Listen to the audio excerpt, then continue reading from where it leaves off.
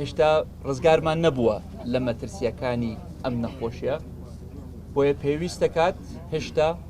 پابەند بین بە ڕێنمایەکان ئەگامان لە خۆمان بێ خۆمان بپارێزین تاکو خاکی خۆمان بپارێزین تاکو کوردستانەکەمان بپارێزین. من زۆر خۆشحاڵم کە لەگەڵ برای بەڕێزم کاک دکتۆر سامان و برای عەزیزم کاکە حەمە سەعید و برادرانی حکوومەتی هەرێمی کوردستان بەڕێوەبەرایەتی گشتی تەندروستی هەڵەبجە و سلەیمانی و هەموو ئەو بەڕێزانەی تر کە لێرن لێرەین بۆ ئیستیلامکردنی ئەم نەخۆشخانەیە. ئەم نەخۆشخانەیە کە بە جهود و ئازایەتی و نیشتیمان پەروەری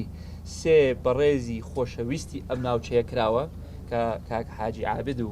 کاکە ئاسۆ و کاک شێخ عەلیش کە بە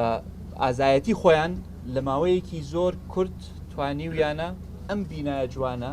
هەم بینا بکەن هەم چیزەشی بۆ پیا بکەن و ئێمە ئێستا ئەمڕۆ لە ئاستێک بین وەکو حکوومەتی هەرێمی کوردستان کە بتوانین ئەم نەخۆشخانەیان لێ ئیستیلام بکەین. ئەمە جێی دەستخۆشیە. سوپاستانەکەم بە ناوی حکوومەتی هەرێمی کوردستانەوە سوپاستانەکەم بە ناوی حکوومەتی هەرێمی کوردستانەوە دەستخۆشیتان لێ ئەەکەم نمونەتان زیاد بێ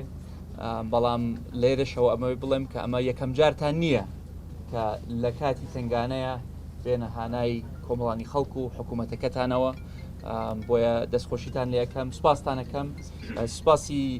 بە حافزی شەکەم کە هاوکار بووە لەگەڵتانە و تەنسیقێکی باشی هەبووە لەگەڵتان. دیسانەوە من پێم وایە ئیرادەی میلەتەکەی ئێمە ئیرادەیەکی بەهێزە و تاکو ئێمە نیشتیمان پەروەری وکو ئێوەمان هەبێت